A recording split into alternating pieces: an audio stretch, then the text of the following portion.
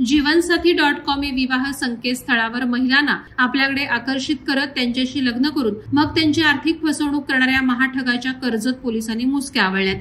प्रतीक संजय देवरे, वय वर्ष 37 असं आरोपीचं नाव असून तो नाशिकचा रहिवासी आहे। प्रतीक देवरे ऑनलाईन पद्धतीने जीवनसाथी.com वर महिला आणि तरुणींसोबत ओळख वाढवत असे। त्यांचा विश्वास संपादन करत पुढे लग्नाचा आमिष दाखवत असे। त्यापैकी एकीला प्रतीकने आपल्याला अमरावती येथे बिअर शॉप विकत घ्यायचं असल्याचं सांगत पैशांची वारंवार मागणी करून 7,90,000 रुपयांचा गंडा घातला। आपली फसवणूक झाल्याचं तरुणीच्या लक्षात आल्यावर या प्रकरणी कर्जत पोलीस ठाण्यात गुन्हा दाखल करण्यात आला होता। दरम्यान कर्जत पोलीस निरीक्षक सुरेश गरड यांच्या मार्गदर्शनाखाली गुन्हे प्रगटीकरण पथकाच्या पोलीस उपनिरीक्षक कीर्तिकुमार गायकवाड, पोलीस हवालदार समीर भोईर, स्वप्नील येरुनकर यांनी गुन्ह्याचा तांत्रिक तपास करत सापळा रचून महाठग प्रतीक देवरा याला नाशिक येथून ताब्यात घेतलं। कर्जत पोलिसांनी आरोपीची कसून चौकशी केली असता काही धक्कादायक गोष्टी उघडकीस आल्यात। प्रतीक देवरा या आरोपीनं महाराष्ट्रभर विविध महिलांना आणि तरुणींना फसवल्याचं समोर आलंय।